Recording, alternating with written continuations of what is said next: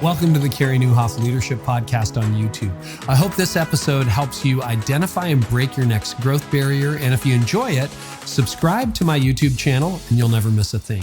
Hey, whether it's staffing, budget, volunteers, or one of the many things that hold back churches, overcoming growth barriers is the key to progress. And if you're ready to break your next barrier, the Art of Leadership Academy is for you.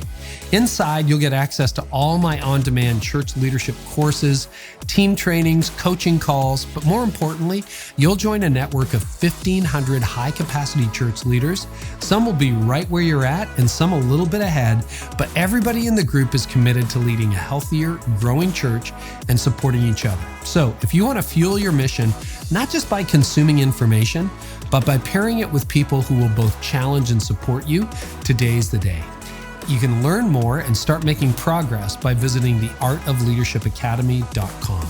And also, check out He Gets Us. Churches across the country are using resources from the He Gets Us campaign to give people new and creative ways to share Jesus' message of radical love. Go to hegetsuspartners.com/Carey and you can sign up to get free resources like discussion guides, prayer guides, reading plans, and more. Now to today's episode. Chris, welcome to the podcast. Thank you. It's great to be here. I have been anticipating this conversation for a long time, and I'd love to start a little bit close to the beginning. And this is almost, I was watching a number of interviews getting prepared, and I think your wife, Jacqueline Novogratz, who's been on this podcast before, asked you a question at a summit once. And you were born in Pakistan to missionary parents and educated there, and I guess in England as well. In what ways did your childhood and your upbringing shape you into the person you became? I mean, they all do, but I'm just curious how that particular upraising. Course, in a way, none of us can really know the answer to that question because there's only one journey, and I don't know what it would have looked like to have grown up any other way. But I mean, first of all, my parents, as you say, were missionaries. They were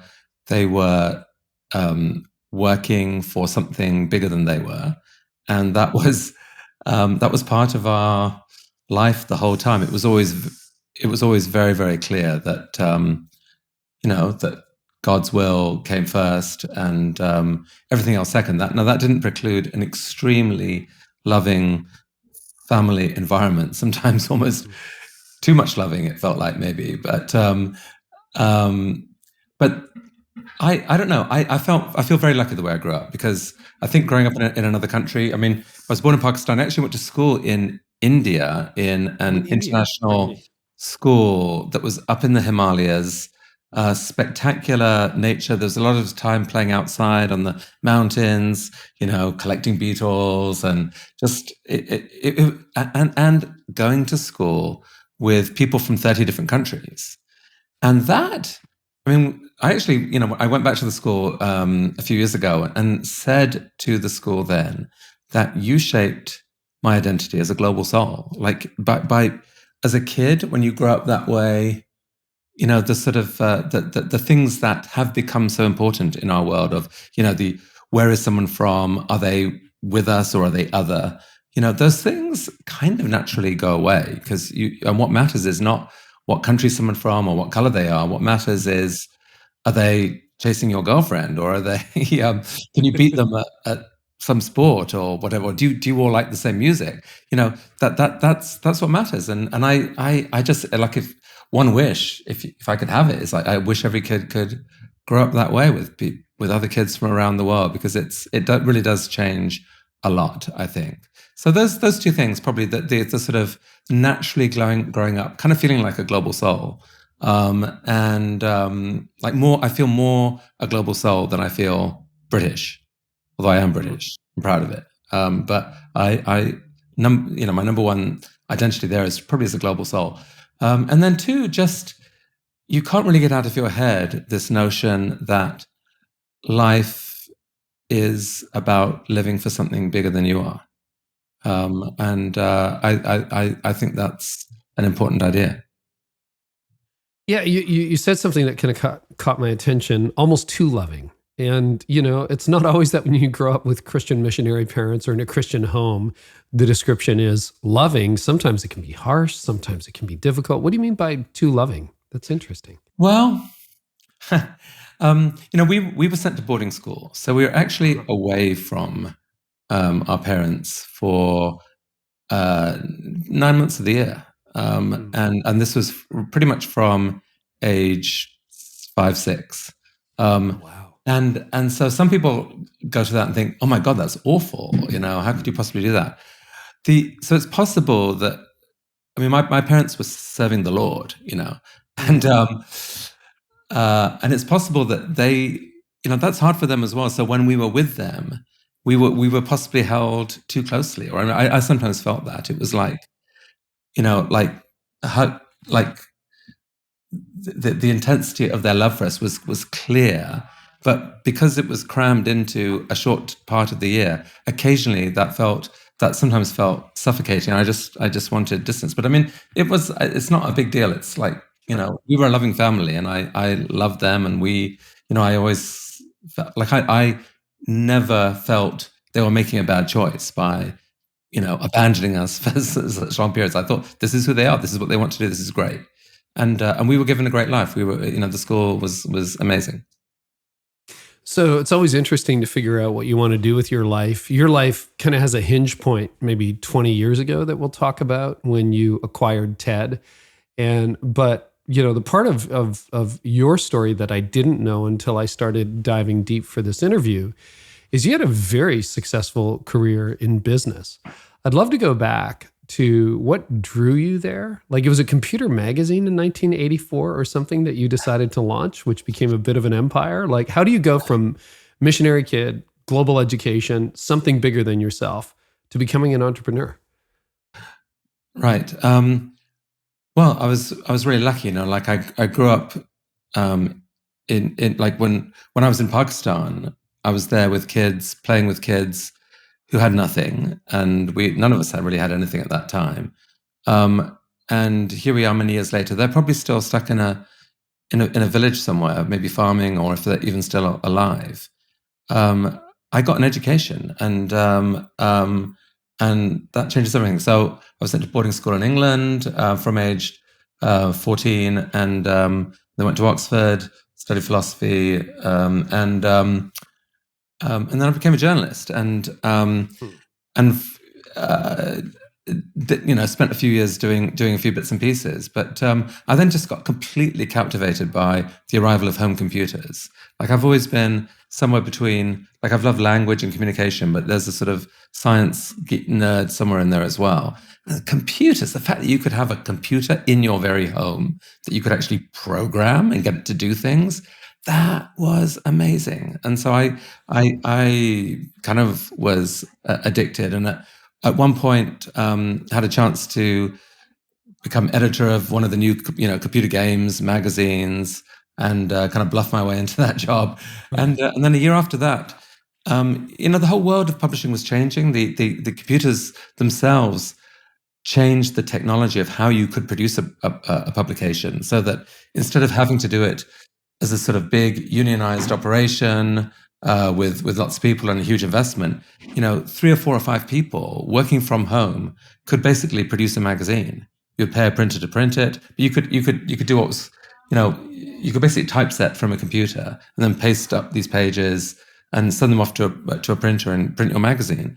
And so this timing is everything, and there's so much luck in that. But after a year of working on this magazine, in 1985, I decided to try and go it alone. And it was the perfect time to do it. And we started out with a single computer magazine, but then every year, there was so much happening in that space. There was so much opportunity to launch new magazines that we just kept doubling in size every year for 7 years, and adding in these other magazines into the mix, like any kind of craft or hobbyist magazine. My thought, or the thing that drove us, was that most media is quite broad, but that your best chance at connecting at a really deep level with an audience is to go narrow, and to try and tap into people's actual passions. So we produced magazines that were really boring for almost everyone, except the people they were targeted at, who would run to the newsagent every month for the new issue. You're talking like cross-stitching or whatever, like Yeah, super there was niche. cross-stitching, there was classical music, there was mountain biking, there was woodworking, photography, all sorts of different pieces to it. But the majority of them were tech-related in some way. Huh. And so doubling every year, I mean, there has to be a skill set there. And, this is something we've seen at TED too. TED was a pretty obscure conference when you acquired it in 2001, 2002. And the reason it was known in its sphere, technology, education, and design, but it wasn't nearly a household name like it is today. What have been some of the keys, Chris, to the virality, I guess you could say, of your career over the decades? Yeah, it's an interesting question. I mean, certainly early on, there was a strong element of luck, I would say. That particular business at that particular time could grow from its own cash flow. So not many businesses can do this, but basically, if you launched a new magazine quickly enough, if you could go from idea to printing of the first issue within 3 months, you would actually get revenue from a distributor before you actually had to pay the printer. And so you could, every launch kind of paid for itself. And that is, I've discovered since, I didn't know this at the time, but that's a very, very rare for a business. Wow. So we grew ourselves from our own cash flow. And so long as the ideas were good, then, and you had basically a pretty good hit rate on what you launched, I mean, you could build a business very, very quickly. In order for those ideas to be good, I mean, you just have to hire great people. And we found a way of sort of presenting the company as this kind of.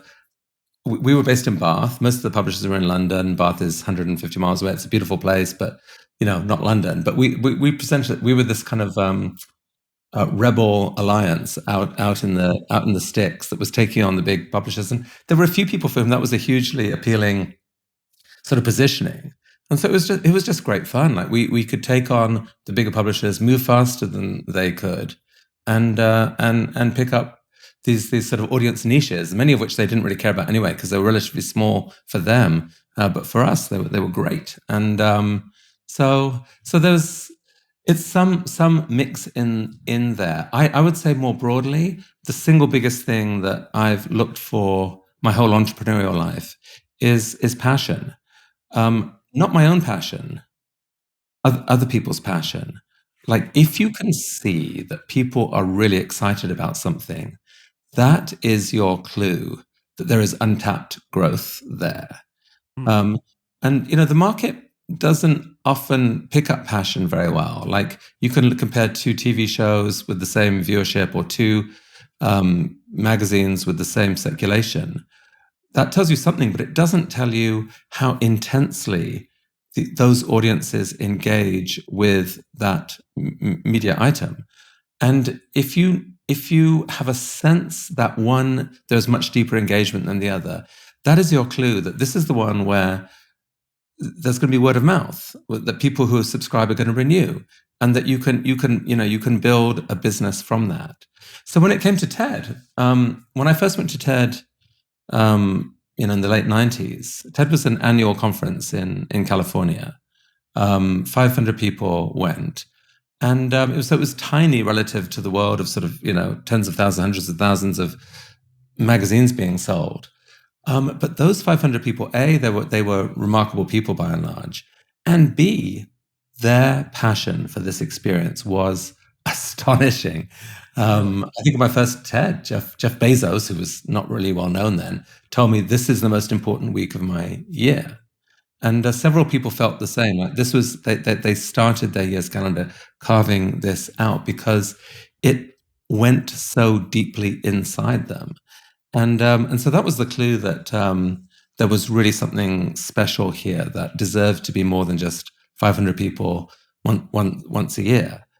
Trying to understand what that thing was, took a while. And I think what that thing was that people, most conferences are about one thing, and you go deep into that thing, and it's your profession. And the notion of multidisciplinary knowledge and how to make that interesting is not often, or certainly back then wasn't often talked about or thought about.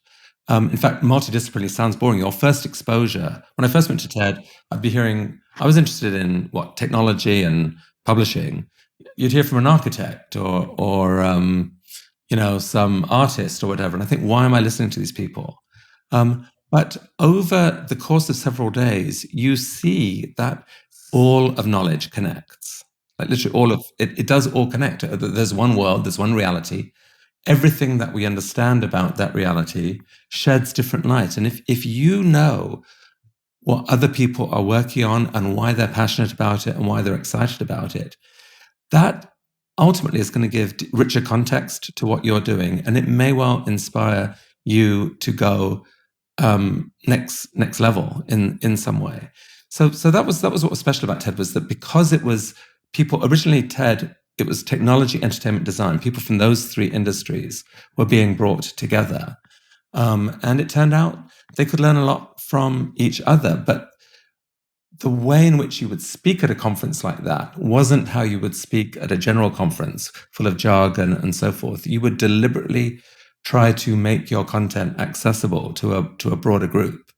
And so, you were giving people tools to understand things outside their own trench. No, that's really interesting. I mean, I see the thread more clearly now, being interested, in your whole magazine publishing and things that other people were interested in. And then I imagine you saw a similar thing at TED. It was at first the three disciplines.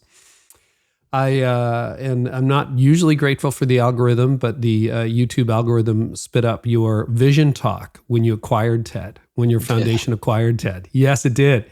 And so I thought, I got to watch this. And it was, I just literally finished a course on leading change, and I've led change for 25 years. And I watched what you did. Do you remember? I'm sure you remember the talk well. You were seated in a chair, and you explained to these owners, so to speak, these delegates, that you were the new boss. You had just acquired TED. And you just spoke from the heart, because you talked about your business career. And you said, I thought I was a bit of a business hero, but it really didn't go the way I thought. And then you talked about the .com crash and everything.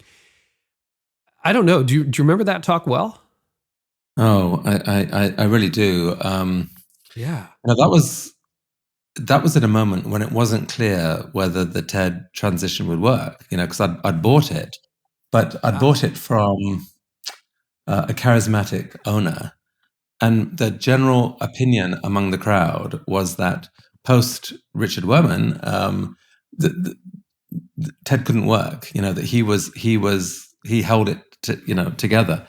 And so I'd gambled on it being, that there was a community there and a desire to keep it going. But this was my chance to persuade people.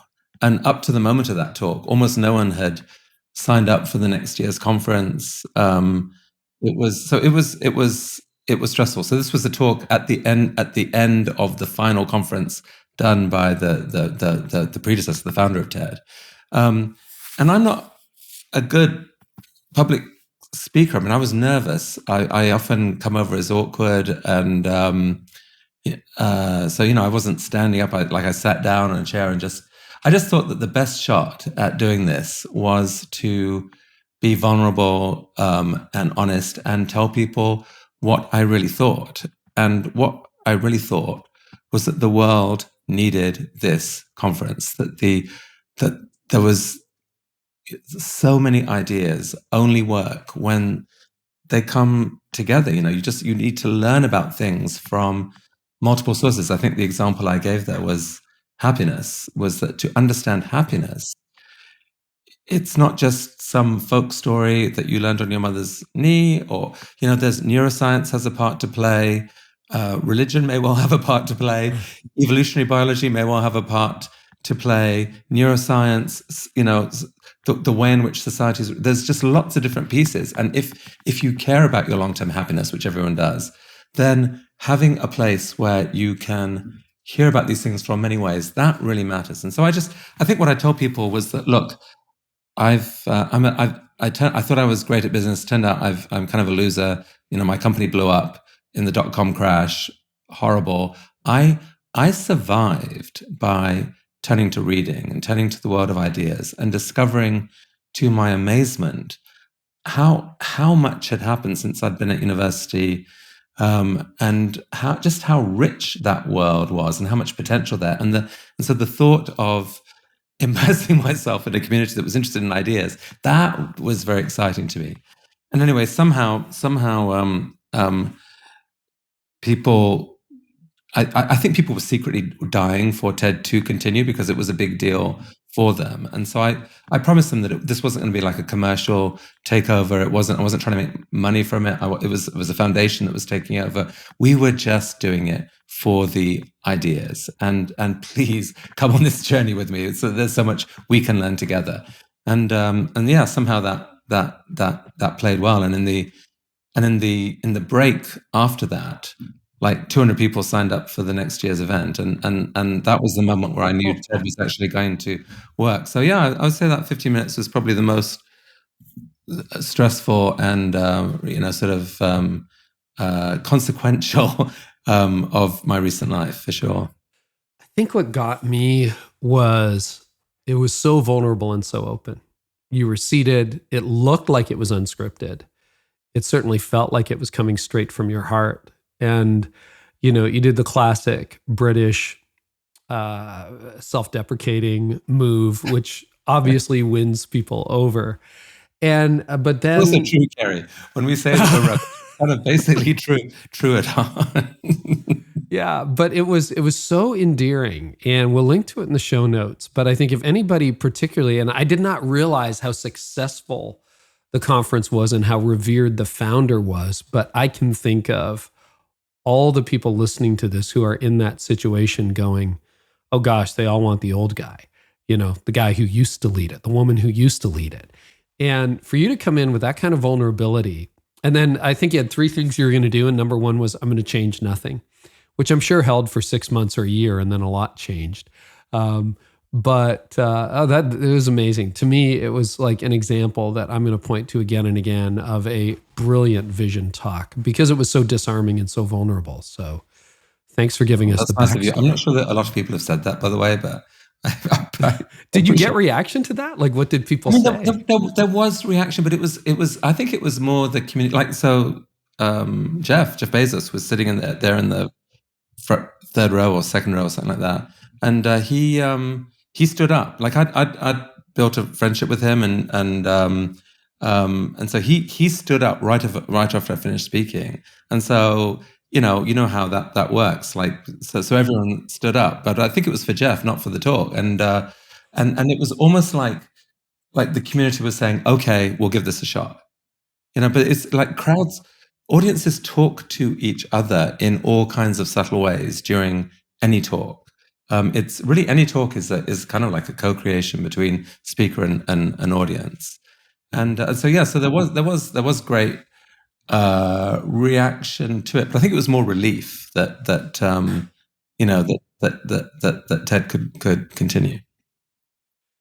Well, let's talk about that progress because you made a couple of other decisions. I'm sure there was the first 3 years you opened the speaker to a wider variety than just technology, education, or design.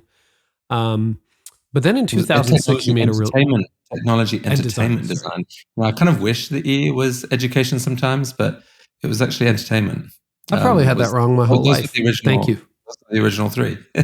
Oh, there you go. Entertainment and design. I did not know that. Yeah, okay. It's like so. It was started in '84 where you had here's the Apple Mac for the first time. Right. Technology. Entertainment. Look at all the stuff you can do. It elegant design. Those were the sort of the 3 intersecting pieces.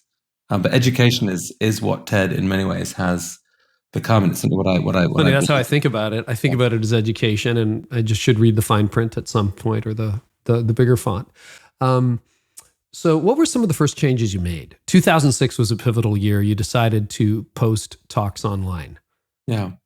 So I'd bought TED through using a nonprofit. I made despite the crash or whatever, I'd managed to put some money aside into a foundation, and that was what I used to buy TED. And so as a foundation, you can't really just have an elite conference once a year. You have to kind of try and do something for the public good. And initially, our thoughts were, well, people are inspired there. Maybe we can use some of the money we make for the conference to back one of the speakers or something like that. We tried a fellows program, which has continued to this day. And we had a prize, to try and get behind. We would give the people who won the prize a wish, any wish, and we'll try and make your wish come true. So we were trying to do things like that. But the real opportunity for TED was to try to get the talks more seen. And so, we started trying to persuade television companies to put them on air and do some kind of TED program. And we met with universal shaking of heads. And it's like, really? So you went to the networks? Yeah, Like yeah. It's like, yeah. I don't know how to put this to you, but talking heads are really boring. I mean, lectures. You think you could have a successful television program based on lectures? Ha ha ha ha. We got nowhere. That's awesome. But that didn't work. Yeah, and then this little miracle called online video started to happen. And I don't know if you remember back in 2006, it was pretty. First of all, it didn't work very well in most circumstances. You'd have your laptop open, and there in the corner you'd have a little screen, and it'd be sort of pixelated, and you'd see little kittens doing silly tricks or whatever, and like people early YouTube stuff. But still, a lot of buffering. We thought we should try as an experiment. We decided to put 6 talks out as a sort of video podcast thing. And not really knowing whether, how well the inspiration and the impact of them would actually translate onto a computer screen versus being in the room. Wasn't clear it would work. And so the amazing thing that happened was people responded to them. They went viral. We started to receive emails from people that showed me that there was passion being unlocked. People were being touched at a deep level. People would say, I am looking at my computer screen and tears are rolling down my face. Wow. And I was like, whoa. Or people would say, I have just had the most meaningful conversation with my daughter that I've had in 10 years. Thank you for that talk. And I was looking at these jaw agape, saying, okay, well, that's it. We have no choice. We have to put our content out. And so, we kind of, there was a conscious decision then to flip to being not mainly a conference, but mainly a distribution of these ideas in talk form. Was it still one annual event in Monterey at that time, or had you expanded a little bit beyond that? Still, so the single 1-year multi-day event. I think we might have by then had one TED in Oxford, England, like a sort of a TED Global. We were just starting doing that as well, but it was basically it was basically the single conference was what drove almost everything. And the risk was that if you gave away the content, would anyone still come to the conference? And so we definitely got pushback from people on it, and it was probably a risk, but we listened to some of the TED Talks that were doing the rounds back then that were talking about how on the internet, information wanted to be free, how there were all these examples of the amazingness that could happen when you gave people a chance to cooperate together and so forth. And decided it was worth the risk. And of course, the amazing thing that happened is that far from reducing demand for the conference, it actually massively increased it, because these talks spread around the world, and we suddenly got deluged with people wanting to help. I mean, the religious person in me, if you like, was almost give something away and be amazed at what comes back. It's an idea that's actually in every religion, and I think it's wired into humans generally, that people reciprocate generosity. Giving away these talks was perceived by people as generous, and they wanted to do stuff with them. They wanted to share them. They wanted to translate them, and so we were stunned by the response. And yes, it changed what TED is. Yeah, you've written a number of books, one of which, obviously TED Talks, probably the one you're best known for, and we'll get there. But did you write a book? It was really hard to verify because there's a French version on Amazon.com. There's a Blinkist, which attributes it to you. Did you write a book called Free, maybe in 2009? Was that actually you? Okay, so I'm very happy to clear up this confusion. So there are two Chris Andersons. And I'm not that one. There is a brilliant Chris Anderson. He's a friend actually, and he's spoken at TED. But he is the ex-editor of Wired magazine. And so gotcha. He wrote Free, and a couple of other brilliant books on the internet. So he is. If you want to terminate this podcast right now, Carey, and go and get the real Chris Anderson, I welcome you to do it. We'll keep going. Very, very, very interesting. No, he made the same point in that book, because the actual book left in publication is in French, and I studied it in elementary school, but cannot read a book in it. So I found a Blinkist on it. I subscribed to that, and I'm like, that's exactly, he wrote about what you were just talking about.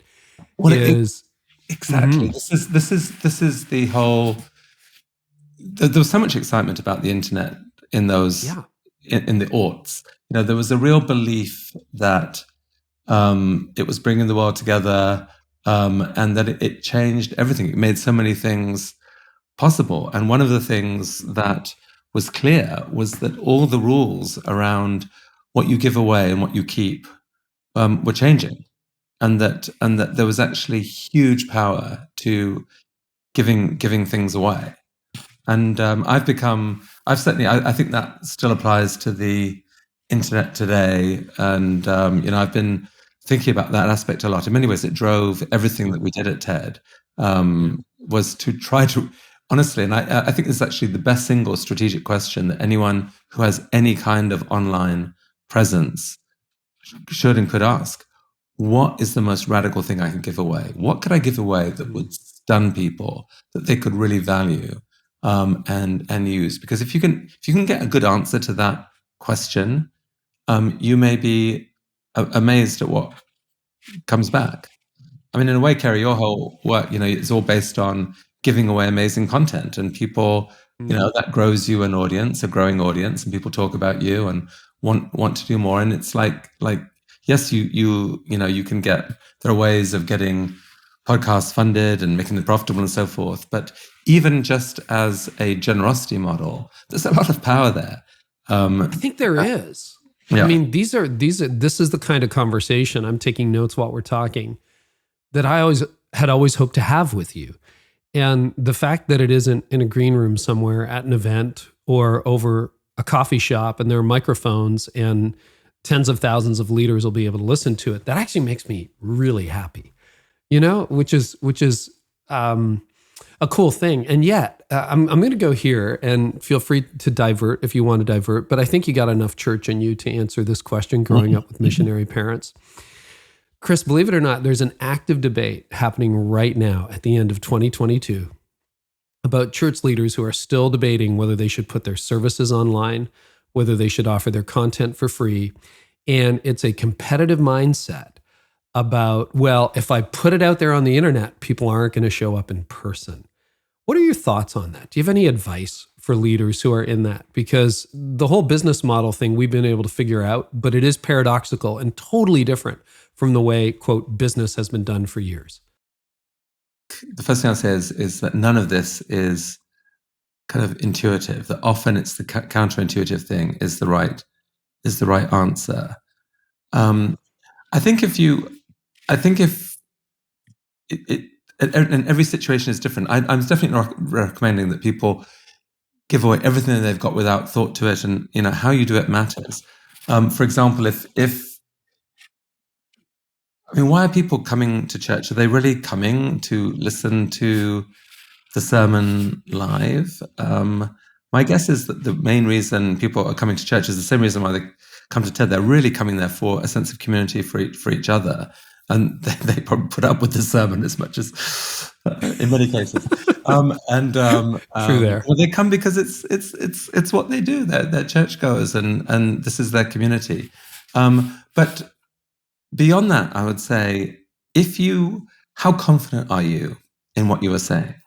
Like, do you think that the words you have can change someone, can move them, can inspire them, can nudge them to be a better human, can help them understand the world better in some way? If so, why on earth wouldn't you want that to be out there to a wider audience? I mean, it's like, if you do it the right way, it's likely to be absolutely the best way of recruiting people, not losing them. So, I mean, that was definitely our experience. So it feels to me like that's a defensive mindset that is probably off. Yeah, I would definitely be with you in that answer. I think an abundance mindset always gets you a lot further than a scarcity mindset. I am curious, though, what is, and I know it's a non-for-profit, not-profit foundation that runs TED, the Sapling Foundation. What is the revenue model for TED? How is it funded? So the main revenue source for a long time was conference fees. The conference is expensive, and the people who come really end up funding a lot of what TED has done. As more people have come, we've been able to dream of other programs, like building a website where you can give away all these talks for free. But we have had there's other revenue from online sponsors of the talks. We have other services that we offer, like we offer training for companies that we get some revenue from, and we get some philanthropy as well. I think that's probably going to be a growing part of TED. Obviously, during the pandemic, our finances were hit quite badly, and we've bled quite a bit the last few years, and we're in the process of, fighting our way back.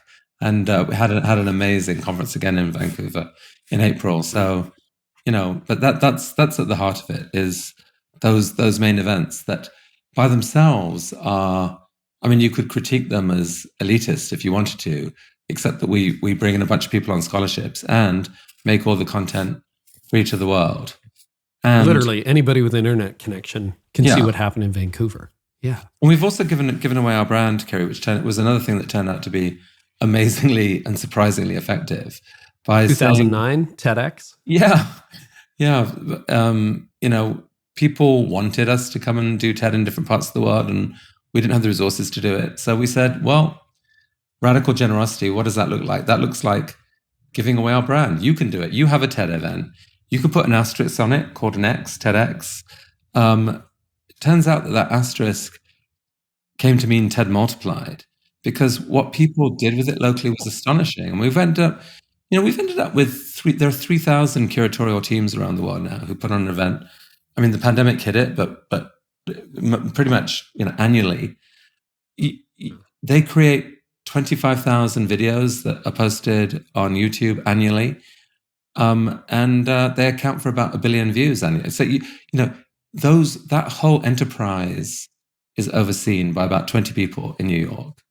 Like that, there's no other way that you could build a media operation of that sort of scale, 1 billion views, 25,000 videos, whatever, with 20 people. But you can if you give things away and let other people own it. They do the work, they take the risk. There's literally, in addition to these 20 people, there are probably 60,000 volunteers around the world spending significant amounts of their time undergoing some financial stress to get their event sponsored. They're doing all of the actual work, unpaid. We don't charge them. It's a beautiful gift economy thing that's going on there, where everyone is giving something and helping out. Our brand helps them get the audiences that they need and the speakers they want. But what we get back is breathtaking. And so I just think that it's another example of how if you're bolder in what you give away, you can be absolutely amazed at what happens. Yeah, so there's no revenue model associated with TEDx. It's just like, here's the formula, do it. The licenses are free. The videos that come back that are posted on our channel, the advertising that YouTube sells on that, we do get a share of that. So we do actually get some revenue. That in itself doesn't cover the full cost of the licensing operation that we have, but it goes some way towards it. And but no, mainly it's the events themselves are all locally sponsored. They all have their own local business model. I think anyone who's thinking about doing this, think about rules and tools. They both really matter. You have to have rules if you're going to give away something like your brand. Like, how can it be used? What are our values? What doesn't count? What must you do? What must you not do? We don't like people to have talks, for example, on politics, religion, or pseudoscience, because those are recipes for, people getting angry with each other at some point. They can be. But we have what's much more important is the tools that we have, which are, here is how to put on a good event. Here's how to recruit and train speakers. Here's how to record them well, etc. And what happens when you've got 3,000 people doing that is that they start teaching each other. They learn from each other. So you have this sort of self-improving system that's a wonder to behold. I have a friend who spoke at TEDx in Toronto earlier this year, and she said the process was so rigorous, even at a TEDx event. And her talk went on to have over 1 million views 4 months in or whatever, which is incredible. Wow. That's great. Yeah. Dr. Karen Gordon, she did a great job. Yeah. Some of the best talks, some of the very best talks we've got on the platform are from TEDx events. So, Brene Brown. Do you select what you feature on the TED platform from TEDx? Yes. Gotcha. Yeah. So that's a decision. Now that makes sense because you protect the brand. You wouldn't want a TEDx event to be cultish or bizarre or, some kind of radical fringe movement thing. On the other hand, you also have enough freedom to say and go ahead and do it.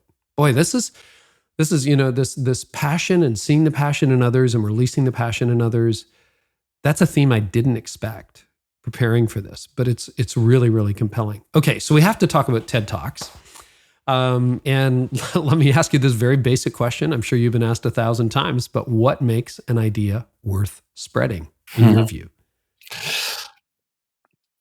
There are so many things that can make an idea worth spreading. I guess I divide them into two categories. First of all, I'd say that ideas in general are what have built civilization. Like we would be another species of ape were it not for the fact that we can share ideas and it's those that build culture. Ideas outlive their originators and they build on each other. And so all of human culture really is an edifice of ideas that just get more and more powerful. The two main categories of idea I think that it's probably worth pointing to is ideas can help you understand the world in a new way. So it's just a reshuffling, if you like, of how you are putting the pieces together.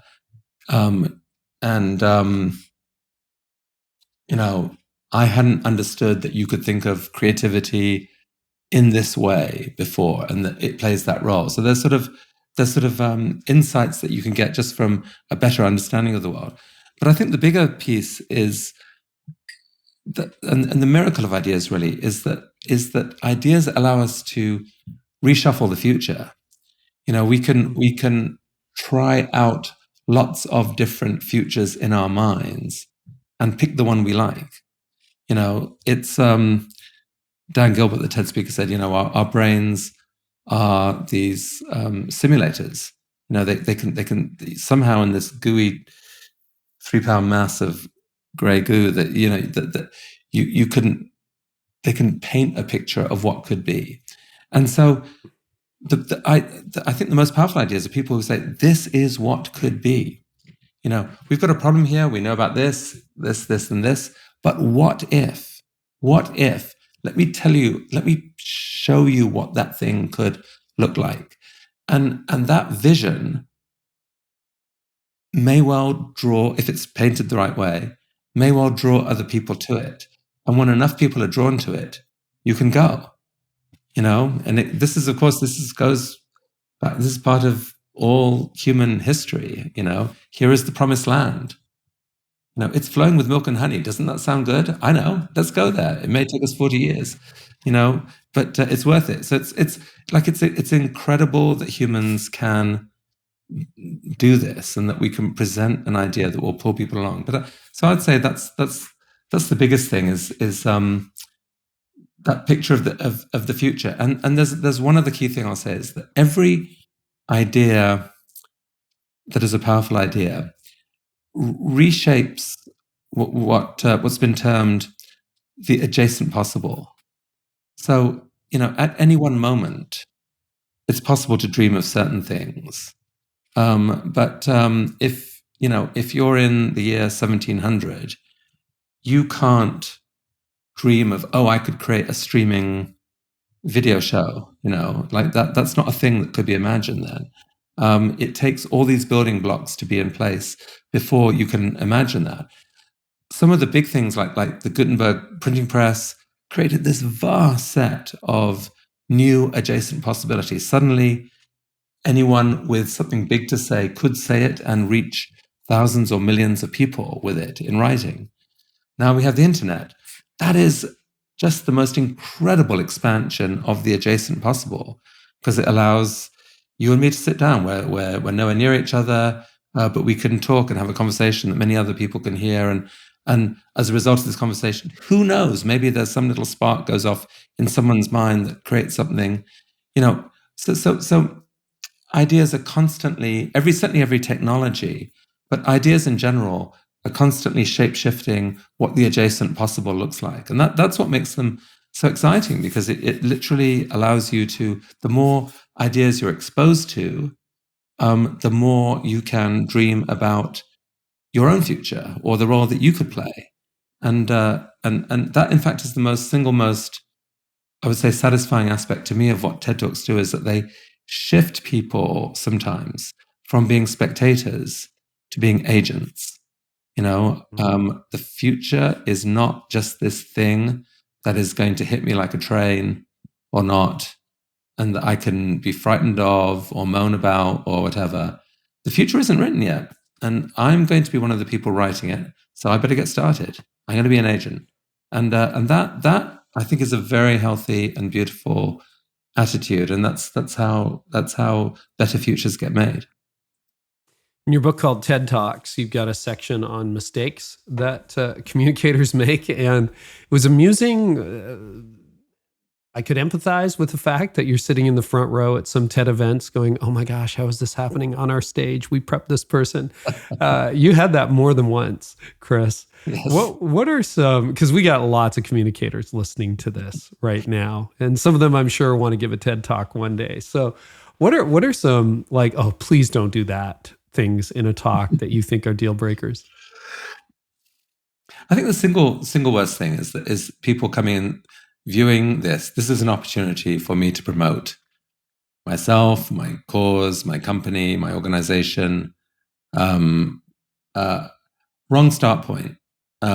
People see through that, and it often is a turn off. I think come planning to be generous.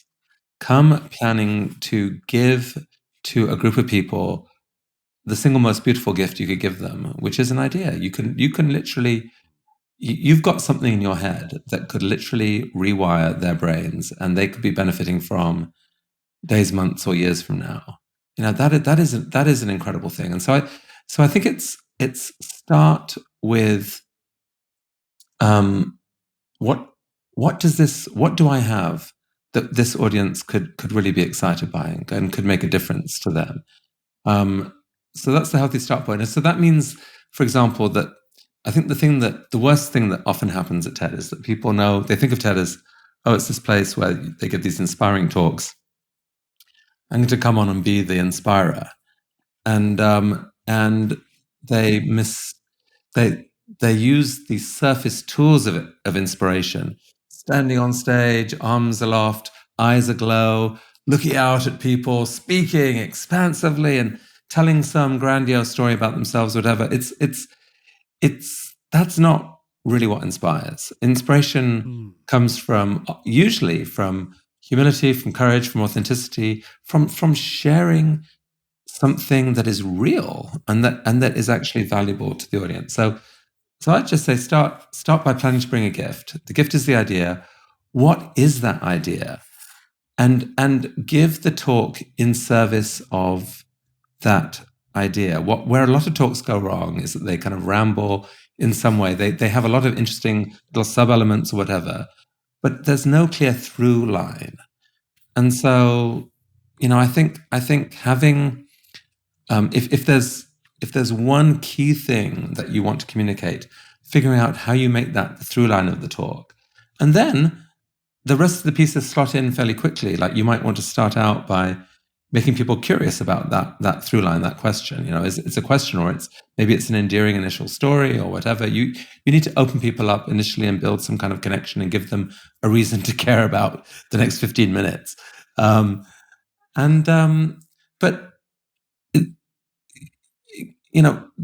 let everything illuminate some aspect of that. So say the through line is, you're trying to solve a particular problem. You would start by showing people what the problem is and why it's an issue and how you came across it and how it moved you and why it's a difficult problem to solve. And you maybe take people down a couple of dead ends and saying, you might think this would be a way you could do this. We tried this. It was disastrous. It really didn't work, So I think the single biggest mistake that a lot of people make, certainly when they come to TED first time, is they say, I've got this body of work. I cover so many things. I've got to share people something of all of that whole body of work. And so what they then do is go into summary mode. And they say, so, I believe in, podcasting, and I think it's really important to get good information from people, but I also believe in preaching. And so I do that. And then I do, that sort of giving someone a resume is really boring. It's really boring. So usually the advice is say less, pick one thing, but go deeper into that one thing, develop it, show it in a way that makes people curious and makes them laugh and makes it like take people on a curiosity journey that has a sort of a satisfying outcome. And having said that, Carey, every talk is different. Like there can't be a formula. If there's sometimes people come thinking they know what a formula is, and it comes over just as cliched, and you don't. Well, want there that. are books that claim that they have the TED Talk formula, but I read yours instead. So, I mean, something can be a formula for about a month, but then it becomes cliched and boring. So what matters is to find the way in which you uniquely can connect with this audience uniquely, and that's true. It's different in every case, honestly. Even if you sample the top 10 talks, the most watched TED Talks, they're all different. And some of them are quirky and some of them are, they're all brilliant in one way or the other, but you're like, oh, that's interesting. Different things resonate. Right. One of the things you revolutionized was the time of a talk. 18 minutes, tops. You can have Elon Musk. He doesn't get extra time or whoever. He actually does. Or did. Oh, he does. Elon does? Pick the wrong example. Well, you did a brilliant interview, a couple of them with him. One on film and one live. And you've done a bunch over the years. Yeah, and I'm afraid they were longer than 18. I mean, look, the 18-minute thing, where that came from, first of all, when I took over TED, it was officially 15 minutes, but speakers interpreted that as 20 or 25. So I said 18, and just to anchor it precisely, and speakers interpret that as 18, 19, or 20. But the truth is, because you're trying to communicate to people outside your own area of knowledge, usually it behooves you to be short and to express things in a way that is accessible, because people want to know outside. They want these messages from outsiders, but they I don't know. It is hard to listen for longer than about 18 or 20 minutes unless you're really into it. There is absolutely a place for 45-minute, 1 hour long, 2 hour long talks, I dare say. And so, in the right circumstances, those are great. And I think, we're open to actually having longer talks on our platform from time to time. But by and large, the discipline to give people is go shorter and think about every word. And really, we're in an attention war. People don't have a lot of time. And so your best shot is to go pretty short and use that time really well. Well, and I got to ask this question because I wouldn't be fair to my audience if I didn't, but there is a long debate in the church about length of sermons, and the preacher always wants more time, and other people say less time. How would you weigh in on that? Because I've heard the argument made, you should do 18-minute sermons just like TED Talks. I think I agree with you. I think there are some communicators who can hold court for an hour, but unfortunately, I know a lot of people who think they can hold court for a lot longer than they can. Yeah, I think it'd be a good exercise to have someone ask people in the congregation anonymously whether they think the current sermons could be a bit shorter. I would definitely bet money that if they're currently running at 40 minutes, I would bet that most people actually would prefer shorter. I mean, look, there are moments when you can, but I mean, there's also a trap that every speaker falls into, which is that they love the sound of their own voice, and so I would definitely lean towards if an hour or so, if say a service is an hour, right? That people, which might be the limits of most people, what they can comfortably commit to every single Sunday, or depending on your religion. What is the best time in that hour, and how do you? It's a community. How do you bring in other people in the community? Could you not have a format where you invite people in the community? What is your piece of knowledge, your insight that you've learned? Is there something you could share? Obviously music plays such a crucial role, but storytelling from the community, I think, could be very, very binding, and so forth. Having said that, I'm no longer, I don't go to church now, and I'm not, I wouldn't describe myself as a religious person, but I think religions have figured out a lot of things that show real insight into how human psychology works and what we need. Like the fact that people come together once a week to be reminded that there is something bigger than them, to be reminded of awe and wonder and love, and to be nudged to be their better selves. That is an extraordinary public service, I would say. And I really worry that the secular world hasn't found an alternative to that. And I fear that, there are probably consequences to that, because people are a mix, right? Whether there's goodness in, I personally think there's goodness in everyone. I think there are circumstances when all of us can be a little bit evil. And whether that's because, angels and devils are battling out within your mind, or whether it's because of just different elements of human psychology, it is real. That is real. And we don't spend nearly enough time figuring out how to empower the better parts of ourselves. Religious practice has, by default, done that. I think quite powerfully in many circumstances, and I really think it's a challenge to the secular world to get its act together and figure out how to do some of that, because I mean, you're looking at a world right now where oftentimes people are not very nice to each other, and it's dangerous. It's scary. Well, it's interesting. And thank you for raising that, Chris, because, I think about this quite a bit. And if you look what's happening in the secular world, it's like a lot of the religious categories haven't disappeared.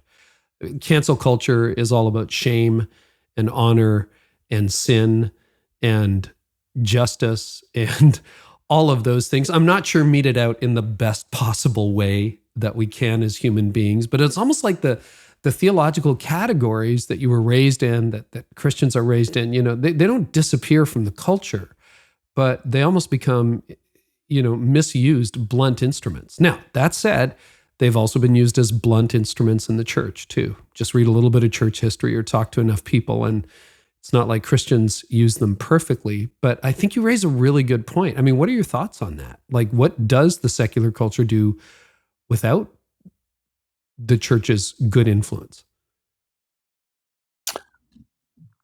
I think it's an unsolved problem. There's a TED talk that Alain de Botton, the philosopher, gave at TED. It was called Atheism 2.0.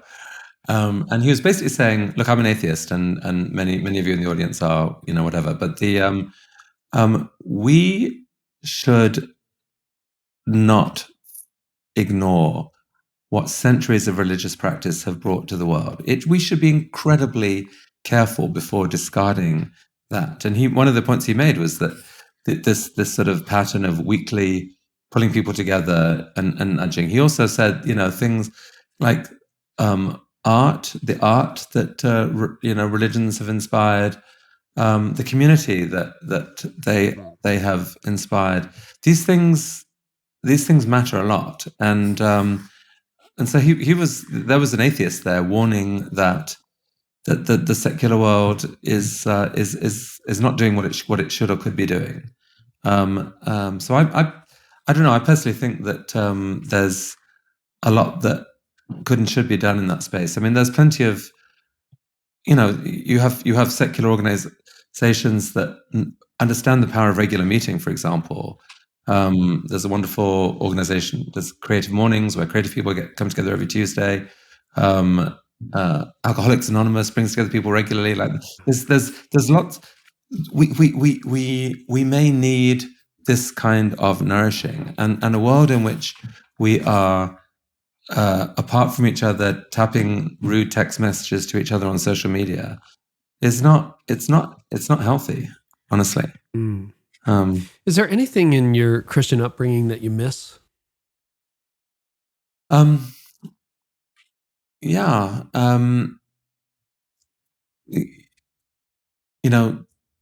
Certainty.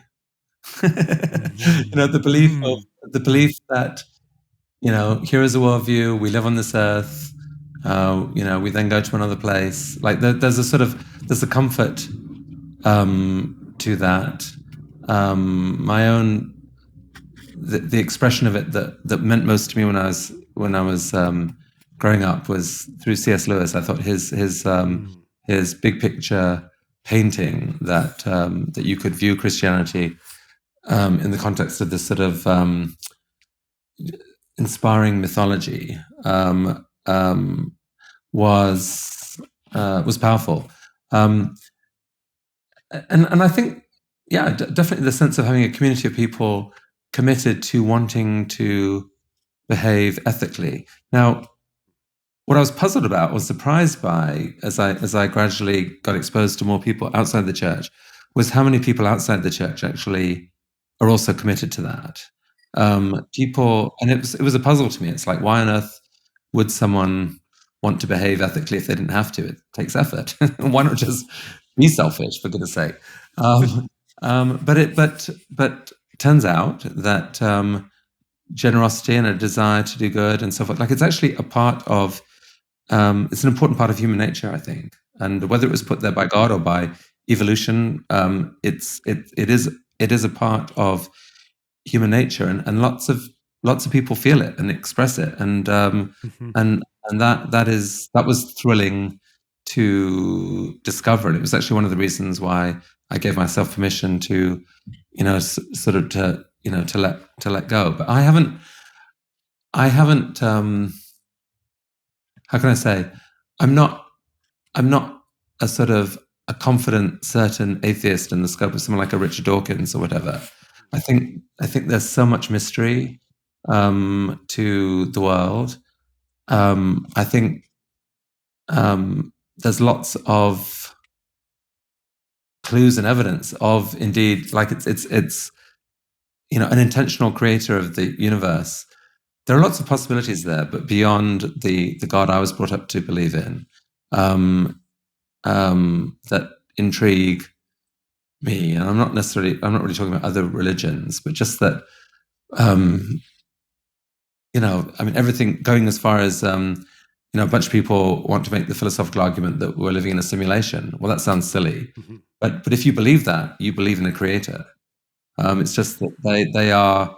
They it was a he, she, they, who was it? Who knows? And what was their intention? But I mean, you can, if you go there, you can imagine a lot of possibilities. And I like to, think of, if there was a creator, the most likely thing is not that they had a detailed plan for every single thing that happened, because the way things have worked out, that is a pretty sick plan in many ways. I like to think of a creator as almost like a courageous, edgy artist who wanted to build something that would itself create and create things that would amaze it or them or he or she, and that they were willing to take an incredible risk that, you could have horrifying things like suffering at an extraordinary scale and so forth, but you might be able to create a world that would blow you away and that would have things happen that you never planned. And it's intriguing to me that that idea is never really talked about or thought about. But to me, it's quite an exciting idea that God itself would be stunned at the amazingness of the Amazon forest and the intricate web of life that is in there, and the incredible richness of what is there. That wasn't a novel that was written where, okay, we're going to have this spotted frog and this thing. What we're going to do is we're going to make a system that can evolve and create variety and wonder, and everyone will be blown away by it. I'm excited by that idea more than the idea that the world, with all its evils and horrors, was written verse by verse, word by word. To me, that's like I can't get past that, and that was the single biggest reason why I think I left, was the notion that it's all a plan. Our only job is to understand our part in the plan. To me, that's lessening what humans are capable of. But I don't want to upset any of your listeners, Carey. So you're not upsetting listeners. No. That's really intriguing, because it strikes me, Chris, and again, I'm not a theologian, but there are theologians within what I would loosely call Orthodox Christianity who I think posit that view. I mean, it was Irenaeus who said the glory of God is man fully alive, humankind fully alive, which is interesting. Like, how do you glorify God, right? It's a really good question. I saw a concert from a favorite artist a few years ago, and this is a guy who doesn't do it for the money. It was John Mayer, actually. There are John Mayer fans, people who don't like him, people who like him. When you see that guy perform live, he leaves nothing behind. He's just all in there. And I don't think he's a person of faith. I don't know. But I'm like, there's the glory of God in that performance. Artists being artists, and musicians being musicians, and speakers being speakers, and thinkers thinking. I don't know. Well, certainly anyone who is excited by a world of wonder and just like the mystery of the universe, that is something which I am in awe of, and I think to my dying day will be something that I'm just dying to understand more about, like, who are we? How did this happen? What is this for? It's those things to me are so much richer and deeper and more inspiring than the typical way that the human journey is described. And it's, most people don't even have time to think about those things. That it's about survival. It's about trying to scratch out a living and look after your family. And if you do that, that's enough. And probably that traditionally, for a lot of human history and for a lot of lives, that has been all there's been time or energy for. But we are in a world of, compared with history, a world of astonishing abundance. We do have time to ask a lot of these other questions. And it's an amazing time to be alive. It really is. It's an amazing time to be alive. And you see, creativity, whether it's in nature or just human creativity, it's flourishing on an amazing scale. Artificial intelligence is allowing, I think, a whole new next level of creativity to flourish. And when I think about the future that way, I can get very excited about the future, despite all the troubles that we face. I love that. You do have a lot of church leaders listening. So if you could give them a message, it's if you're, for people like me, for people like myself, you would say, try thinking about this or doing this a little more. What message, what advice, counsel would you give to church leaders listening? I mean, at its heart, making the faith relevant to the modern world is crucial, I think.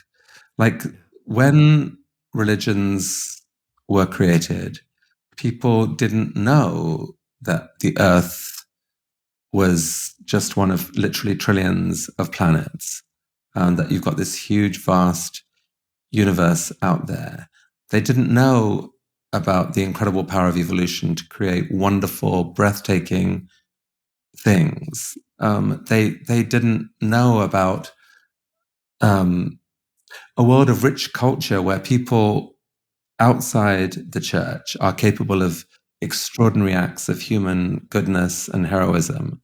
So I think finding the way to celebrate those things, and I know that many Christian leaders already do a wonderful job of that. The traditional story I was brought up with of, all that matters is your declaration of faith that determines whether you're tortured for eternity or in bliss for eternity, and so forth. Like that whole story is hard to make relevant and plausible, I think, and for someone who's immersed in the modern culture.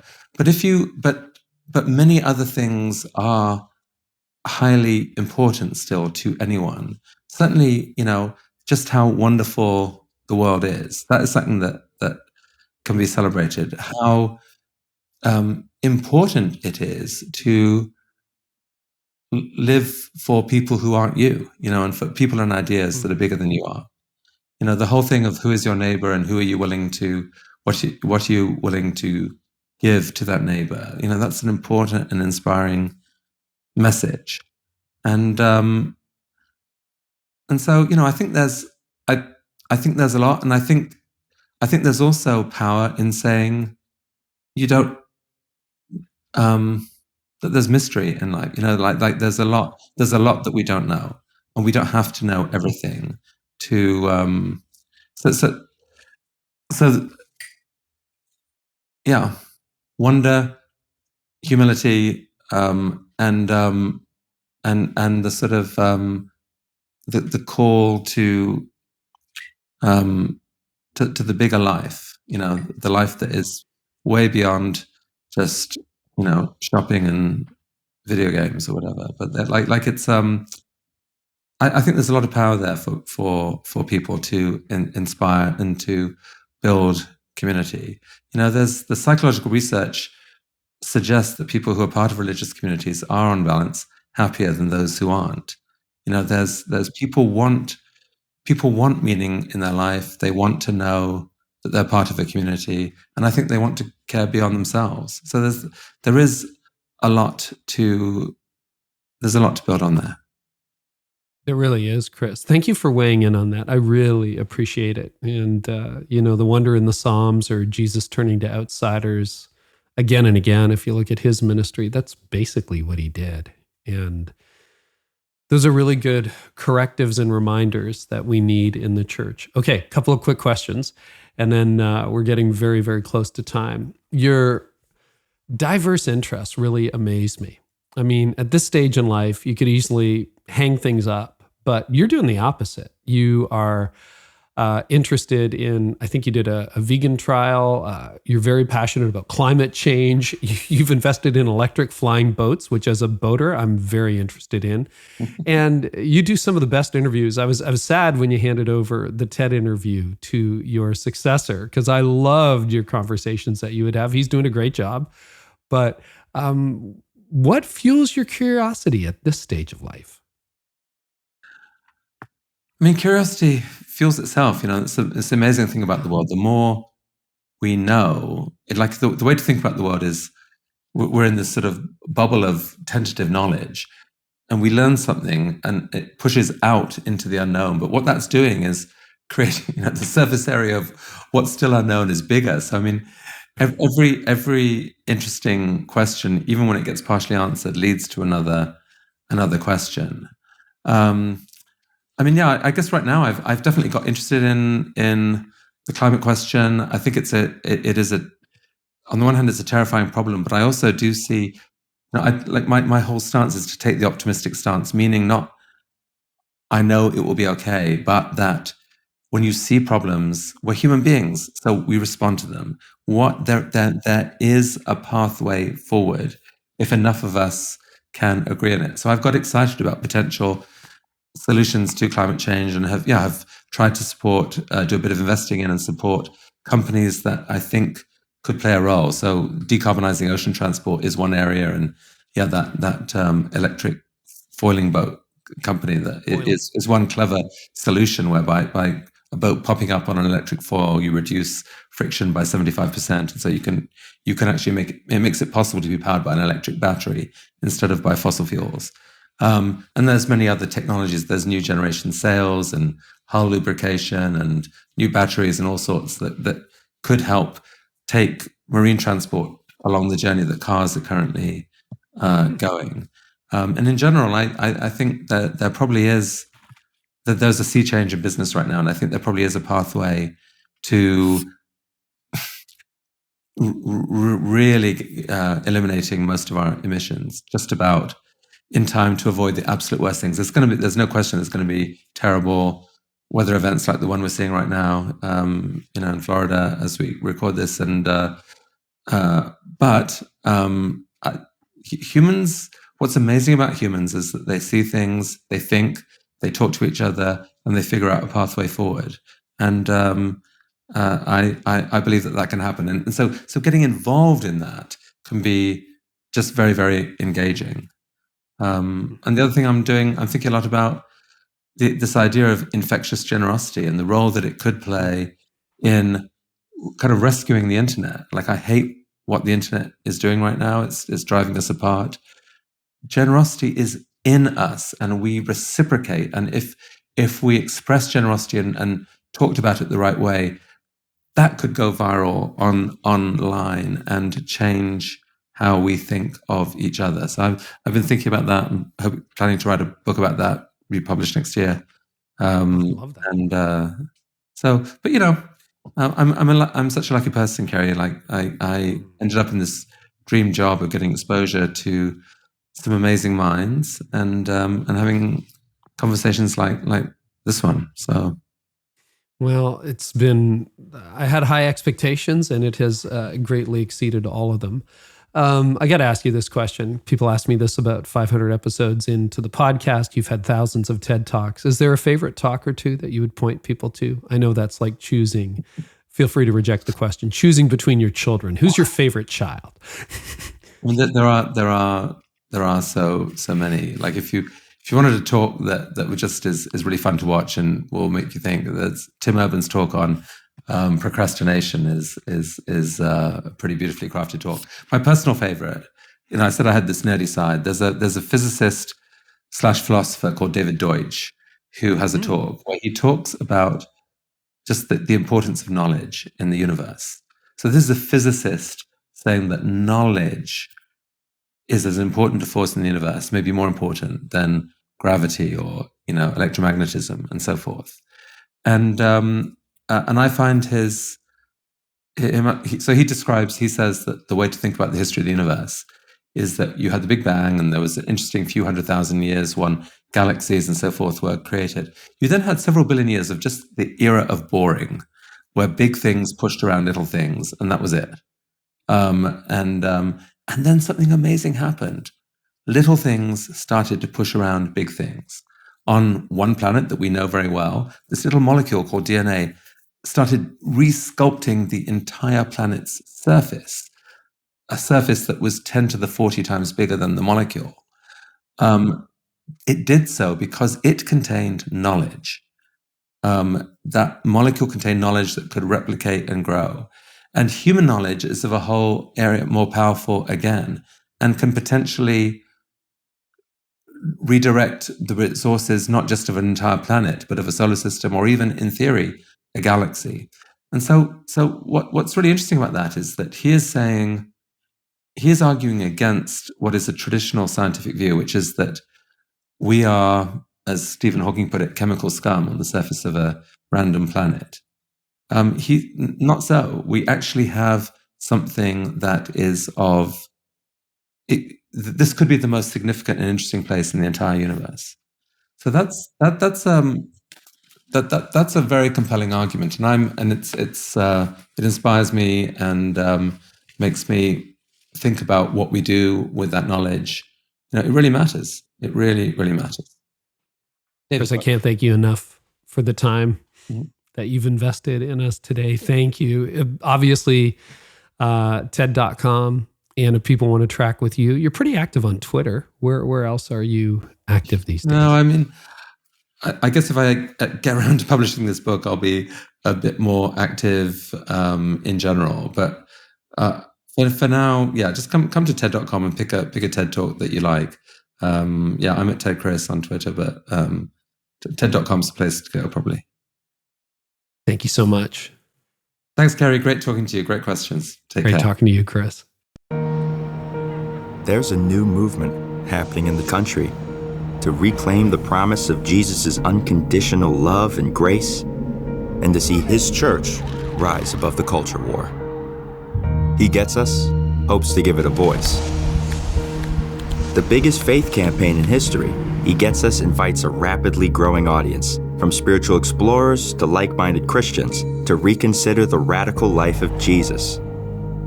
Whether people believe Jesus was God or just a man, they're invited to consider his example for themselves.